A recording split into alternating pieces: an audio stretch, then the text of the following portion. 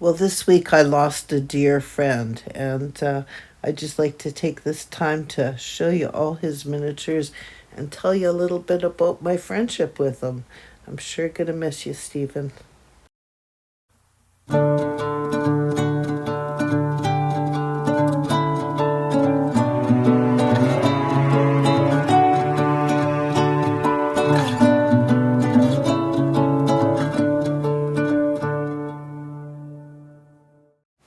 Well, I guess with the advantage of the internet, you get to meet people all over the world, and I've made some amazing friendships with lots of people everywhere. And I met my friend Stephen Eddleston by I seen him on TV. He was on a Canadian TV show called Best in Miniature. And I really admired his tiny little paintings. So I decided I'd reach out and ask him if I could buy one of his paintings. So I was able to find him on Facebook, and I sent a message to him asking him if I could buy one of his tiny little paintings. And his response was just absolutely hilarious. He said to me, "Well, do you have any arrowheads?" Do you have any arrowheads? That's what he said to me. And I thought, oh, that's so peculiar. Because of all the Canadians that you could ask that question, I'm probably the only one that actually has a collection of arrowheads. And I said, well, as a matter of fact, I do. And then I got chatting with him about my large rock collection. And of course, he wanted me to send pictures, and he was looking for various stones that he could use to carve to make tabletops and do his miniatures. In the background, you'll see the reel of all the stuff here, and this is all things that Stephen has created. He's just like an amazing artist. I mean, there wasn't anything that he could not create. So we talked often. I mean, really often. I mean, I chatted with him more on Facebook than anyone that I ever have chatted with. I mean, we went back and forth and shared all different kinds of ideas when it came to miniatures. It was like super cool. Here's a little kitty cat that his daughter made him for Father's Day. He was so proud of that little kitty. And you can see he's got it here in a miniature scene with his little mini me that was done in a 3D scanner here in Canada when he was here doing the TV show. And, he would just send me pictures of everything that was going on in his life. And some of them I'm going to choose not to share here, but I am going to choose to share how much he loved those cats. He sent me pictures of those cats doing almost everything.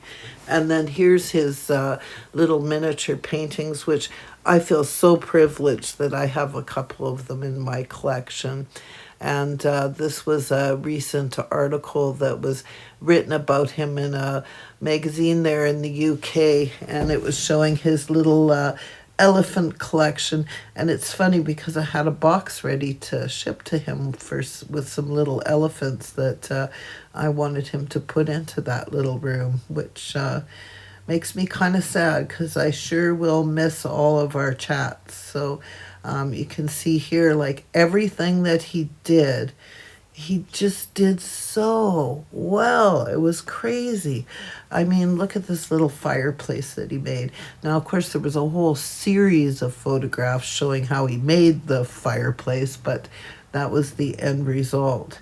So, and recently, him and his family went to India. And of course, he sent me lots of photographs of what they were up to when they were in India. Look how much fun they had. Just craziness.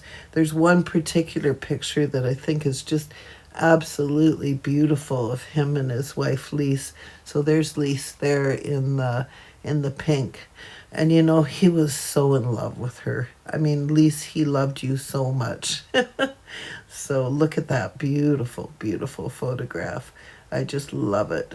I think that was my favorite one that he ever sent me out of all the photographs that he sent me.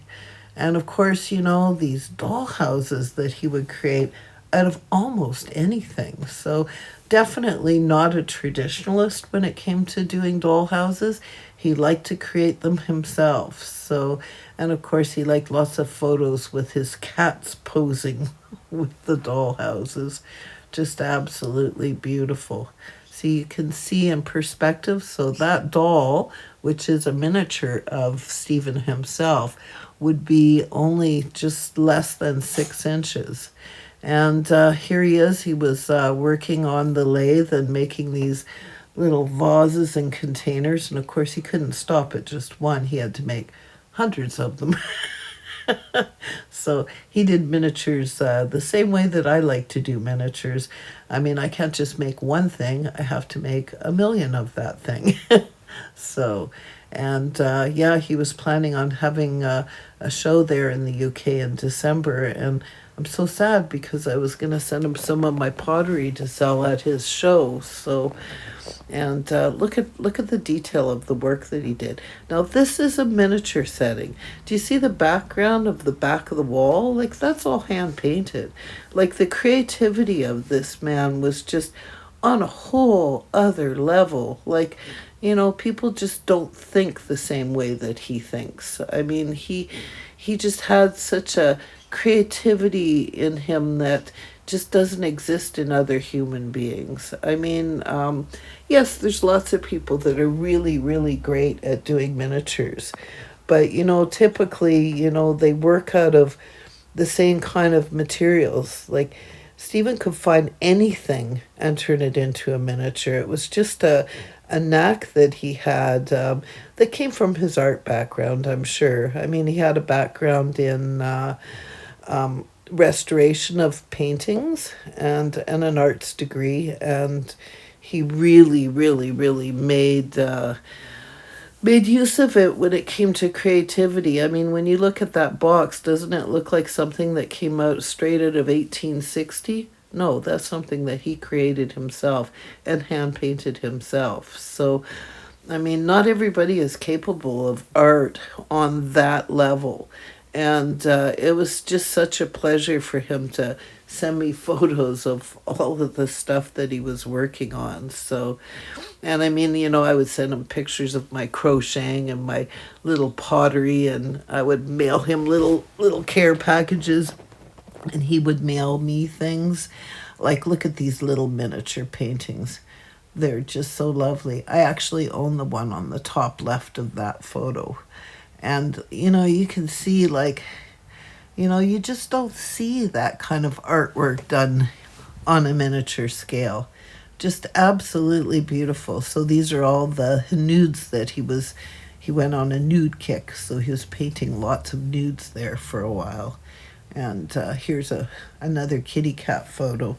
I think he sent almost as many photos of cats as he did of his miniatures. And there's his lovely family. And they look like they're enjoying food. Oh, and then here he is in the very forefront. That's the miniature of him that was 3D scanned when he was in Toronto. This is a painting that I own of Stephen's.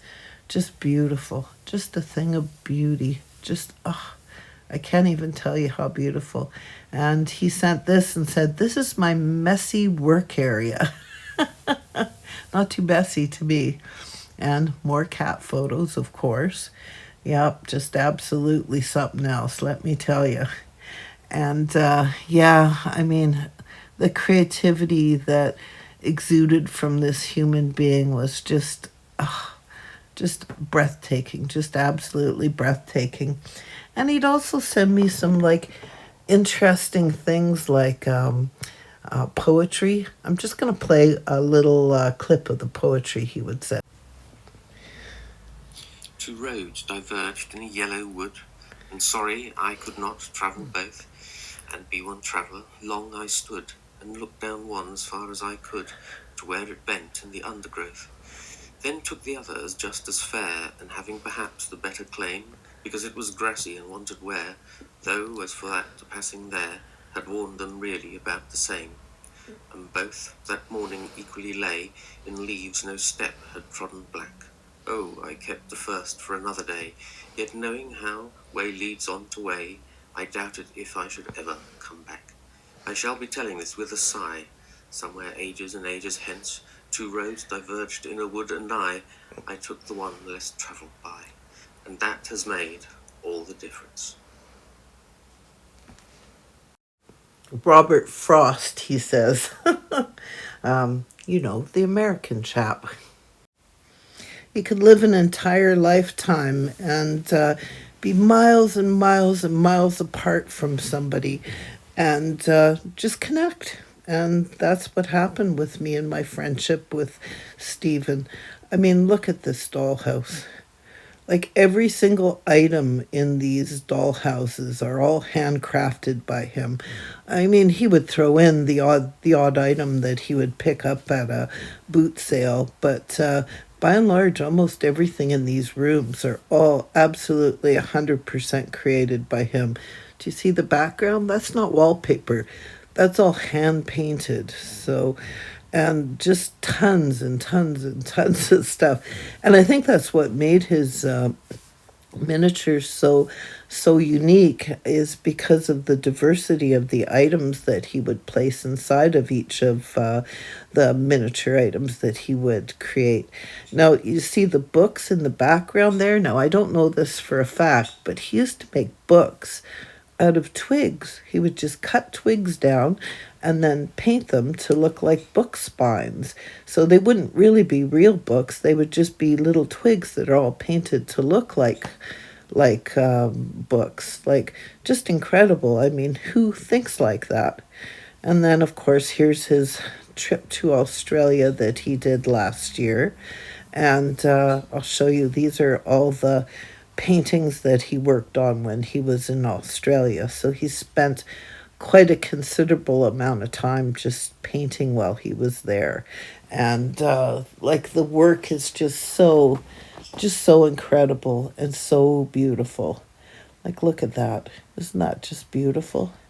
Wow. I mean, to be able to have a mind that you could just put these things down on paper and just be able to create that kind of artwork is just wow, just incredible, just absolutely incredible. I will miss my chats with Stephen so much. He became such a integral part of my life, being able to message him and share with him all the stuff that I was up to. I really enjoyed bouncing ideas of the things that I was creating with him because he always seemed to have a different perspective on artwork and would always like kind of lead me in the right direction and encourage me if he thought that some of the stuff that I was doing was good. Of course, I could never create on the same level that he created. I don't think anybody could. So, I mean, that's an incredible mind that can do that kind of creativity. Not everybody has that within them. He really just had an unbelievably creative soul. Yeah, like look at that. Just absolutely stunning. Like all of these are pieces of art that anybody would be proud to have. I'm not even sure if they were done in miniature or full size. And he would send me photographs from his travels. This is Australia as well. Look at how beautiful the landscape was there. Just absolutely beautiful. So, and the family photos that he shared with me too, they were wonderful as well. Here's some of the shelves or tables that he made out of the stone that I sent him that he would carve and make into little tables. So all of the little side tables there are all out of my rock collection. They turned out really well. He really knew what he was doing. And I mean, everything that he did was just so genuinely different from anybody else that does miniatures. And that's what I like so much about him is the fact that he thought outside of the box. So these are all pieces of wood that he turned on his little lathe and made them into little mailboxes. Isn't that clever? Just absolutely so clever. And most of the stuff that he created was just, for himself. It wasn't for sale, it was just for his own pleasure. And this is him with his lovely family. I think out of all of the things that he created in life, these three kids of his were the most important creation of his life. He was just so exceedingly proud of them and just really, really loved his family so much. And that's really wonderful because you don't hear that a lot. You hear people complaining about their families, but you don't ever hear about people telling you how much they love their families. There's Lise there sitting at the table working, and there they are ready to go on a trip.